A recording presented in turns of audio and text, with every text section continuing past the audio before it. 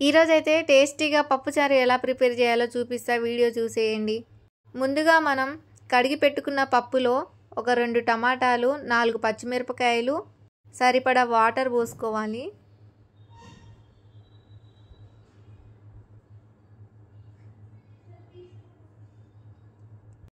ఇప్పుడైతే కొంచెం ఆయిల్ కూడా పోసుకోవాలి. పప్పు త్వరగా ఉడకాలంటే కొంచెం ఆయిల్ వేయాలి.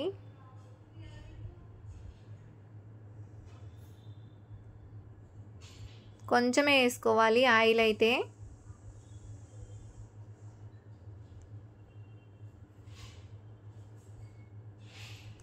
ఇంకా పప్పు ఎల్లో కలర్ రావడానికి కొంచెం పసుపు కూడా వేసుకోవాలి.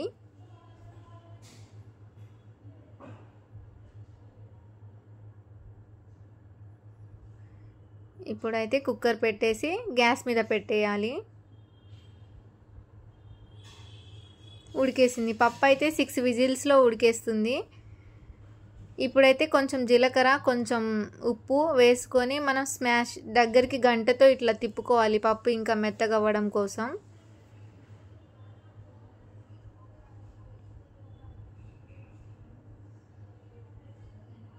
చాలా సింపుల్ అండి, టేస్టీగా ఉంటుంది పప్పు ఇలా చేసుకుంటే. ఇప్పుడైతే కొంచెం చింతపండు రసం పోసుకోవాలి. పప్పు కొంచెం పుల్ల పుల్లగా ఉంటేనే టేస్టీగా ఉంటుంది. తాలింపులో వేసుకోకుండా ఇందులోనే డైరెక్ట్ వేసుకుంటే తర్వాత మనం తాలింపులో వేయకపోయినా ఏం కాదు. బాగా గరిటెతో తిప్పుకోవాలి పప్పుని. ఇప్పుడైతే కొంచెం వాటర్, ఒక బౌల్లో వాటర్ తీసుకొని, చారు కాబట్టి కొంచెం వాటర్ ఎక్కువనే పోసుకోవాలి.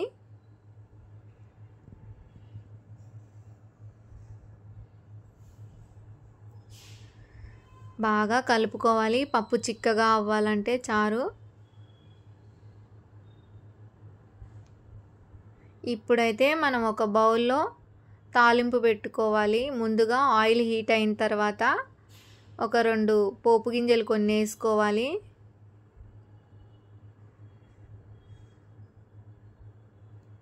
తర్వాత వెల్లిపాయలు, ఉల్లిపాయలు, ఎండుమిర్చీలు వేసుకోవాలి. ఎండుమిర్చీలు వేసిన తర్వాతనే ఇవి వేయాలి. ఎల్లిపాయలు, ఉల్లిపాయలు వేయాలి. తర్వాత కొంచెం కరివేపాకు. ముందుగానే కరివేపాకు వేస్తే మాడిపోతుంది, అందుకే నేను ఆనియన్స్ వేసిన తర్వాతనే కరివేపాకు వేస్తా. ఇప్పుడు అవి బ్రౌన్ కలర్ వచ్చేదాకా మనం గరిటతో తిప్పుకోవాలి పోపు.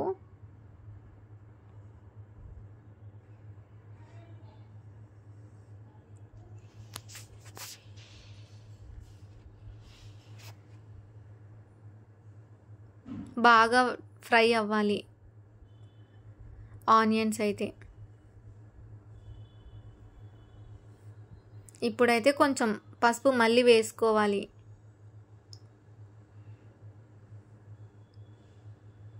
చాలా సింపుల్ అండి, టేస్టీగా ఉంటుంది పప్పు అయితే.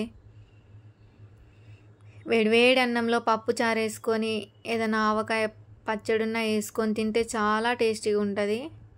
మధ్యాహ్నం టైంలో మనం ఒక 2 ముద్దలు ఎక్కువనే తింటాం పప్పు చారుతోటి. ఇప్పుడైతే దగ్గరగా అయింది, పోపు అయితే దగ్గరగా అయింది, బాగా స్మాష్ అయింది, కలర్ కూడా వచ్చింది, మనకి బ్రౌన్ కలర్ అయితే వచ్చేసింది. ఇప్పుడు మనం పప్పుని, ఇప్పుడు కలిపి పెట్టుకున్న పప్పు చారుని ఇందులో వేసేసుకోవాలి. పోపు వేసేటప్పుడే స్మెల్ మంచిగా వస్తుంది మనకి, ఫ్లేవర్ అయితే వేరే లెవెల్. నేనైతే ఇట్లనే చేస్తా సింపుల్గా, మీరు కూడా ట్రై చేయండి. ఒకవేళ నా వీడియో నచ్చినట్లయితే, ఈ రెసిపీ నచ్చినట్లయితే పప్పు చారుది, నాకు కామెంట్లో మెన్షన్ చేయండి బాగుందని. నా ఛానల్ ఫస్ట్ టైం చూసే వాళ్ళైతే సబ్స్క్రైబ్ చేయడం మర్చిపోకండి. ఇప్పుడైతే మంచిగా కలుపుకోవాలి.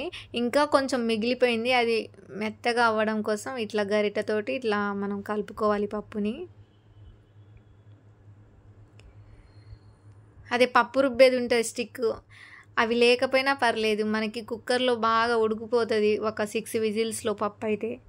అప్పుడు మనం గంట పెట్టి మనం ఇట్లా తిప్పితే చాలు, పప్పు అయితే ఈజీగా దగ్గరికి మెత్తగా అయిపోతుంది. ఇప్పుడైతే మనం కలుపుకుంటున్న పప్పు అయితే చాలా చూస్తానికి టేస్టీగా కనిపిస్తుంది, నోరు ఊరుతుంది పప్పుని చూస్తుంటే. ఇప్పుడు ఉడకబెట్టుకోవాలి పప్పుని. ఎక్కువసేపు కూడా ఉడకనివ్వద్దు, ఎందుకంటే ఎక్కువసేపు ఉడికితే టేస్ట్ ఉండదు. ఒక తాలింపు పెట్టుకున్న ఒక 10 మినిట్సే ఇట్లా పొంగొచ్చేదాకా ఉడికించుకోవాలండి పప్పుని. బాయ్ అండి అందరికీ.